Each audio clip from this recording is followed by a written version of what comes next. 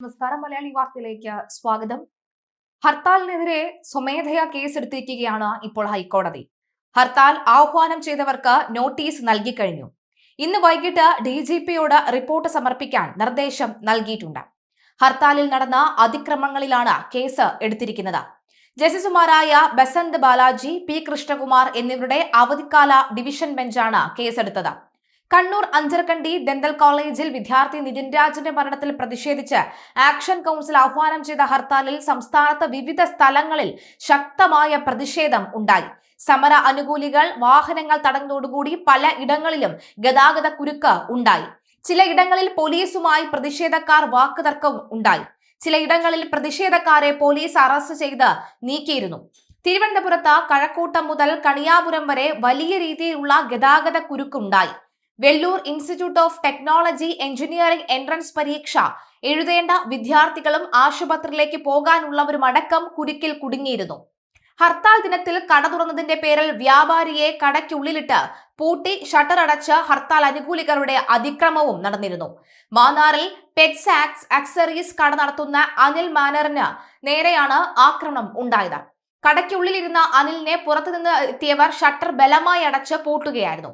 Shutter അതിശക്തമായി വലിച്ചടച്ചതിനെ തുടർന്ന് കടയുടെ തറയിലെ ടൈലുകൾ പൊട്ടി നശിക്കുകയും ചെയ്തിട്ടുണ്ട്. ചൊവ്വാഴ്ച രാവിലെ കട തുറന്നത് മുതൽ പല ഘട്ടങ്ങളായി ഹർത്താൽ അനുകൂലികൾ എത്തി ഭീഷണിപ്പെടുത്തിയിരുന്നു എന്നാണ് അനിൽ പറയുന്നത്. ആദ്യം ബൈക്കിലെത്തിയ ഒരാൾ കട അടയ്ക്കണമെന്ന് ആവശ്യപ്പെട്ടു. എന്നാൽ വാടകയ്ക്കെടുത്ത കടയായതിനാലും വലിയ സാമ്പത്തിക ബാധ്യത ഉള്ളതിനാലും കട അടയ്ക്കാൻ കഴിയില്ല എന്ന് അനിൽ വ്യക്തമാക്കി. തുടർന്ന് 4-5 പേരടങ്ങുന്ന സംഘം വന്ന് ഭീഷണി മുഴക്കി.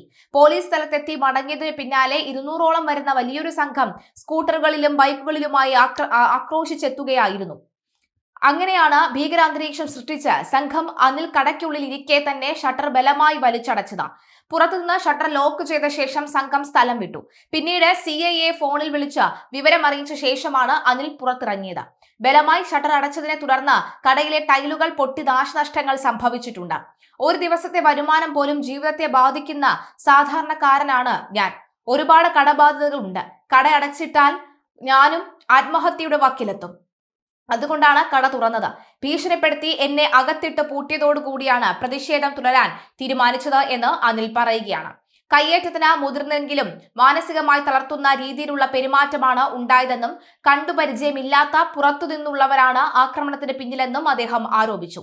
ടൈലുകൾ തകർത്തതിൽ പ്രതിഷേധിച്ച് കട തുറന്നു തന്നെ പ്രവർത്തിക്കാനാണ് അനിലിന്റെ തീരുമാനമുണ്ടായത്.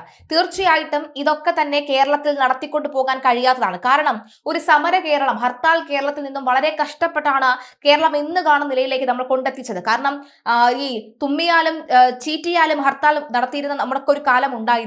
അന്ന് ഒരു ദിവസം സ്കൂളിൽ പോയാൽ പിന്നെ 4 ദിവസം ഹർത്താൽ കാരണം സ്കൂളിൽ പോകാതിരിക്കുന്നു. 3 ദിവസം വരെ ഹർത്താൽ കാരണം സ്കൂളിൽ പോകാതിരുന്ന സ്കൂൾ ഡേയ്സ് അല്ലെങ്കിൽ സ്കൂളിൽ പഠിക്കുന്ന ആ ദിവസങ്ങളൊക്കെ തന്നെ ഓർമ്മയിൽ വരികയാണ്. എന്തായാലും ഈ ഒരു ഘട്ടത്തിൽ നിന്ന് നമ്മൾ വളരെയേറെ മുന്നിലേക്ക് വന്നിരുന്നു. ഹർത്താൽ ആണെങ്കിൽ പോലും ഇപ്പോൾ രാജ്യത്ത് ബന്ദ് ആണെങ്കിൽ പോലും കേരളത്തിൽ മാത്രമാണ് ബന്ദ് ആഘോഷിക്കുന്നത്. കേരളത്തിലെ പുറത്തേക്ക് വരികയാണ്. തമിഴ്നാട്ടിലും മറ്റ് കർണാടകയിലും ഒക്കെ തന്നെ എന്നത്തെ പോലെയുള്ളൊരു ദിവസം ബന്ധോ എന്ത് ബന്ധം എന്ന് ചോദിക്കുന്ന തരത്തിലെ കാര്യങ്ങൾ നീങ്ങുകയാണ് എന്നുള്ളതാണ്. ഇവിടെ ഏറ്റവും കൂടുതൽ എടുത്തു പറയേണ്ടത് രോഗിക്ക് പോലും ആശുപത്രിയിൽ പോകാൻ കഴിയാത്ത സാഹചര്യം.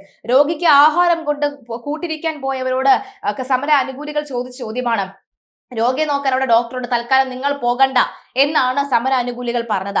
ആദ്യം അവന്റെ ചെവിക്കുറ്റിക്ക് അടിക്കണമെന്നാണ് അതിൽ വരുന്ന കമന്റുകൾ പലതും തന്നെ പറയുന്നത്. എന്തായാലും രൂക്ഷമായ ഭാഷയിലുള്ള പ്രതികരണം തന്നെയാണ് ഹൈക്കോടതി എടുത്തിരിക്കുന്നത്. ഇപ്പോൾ ഹൈക്കോടതി ഈ ഒരു ഹർത്താലിന് നടപടി എടുത്തില്ല എന്നുണ്ടെങ്കിൽ ഭാവിയിൽ ഇത്തരം ഹർത്താലുകൾ പലയിടങ്ങളിൽ പലതരത്തിൽ പല രീതിയിൽ പല വ്യാപ്തിയിൽ നമ്മുടെ കേരളത്തിൽ ഉണ്ടാകുമെന്ന കാര്യത്തിൽ യാതൊരു സംശയവുമില്ല.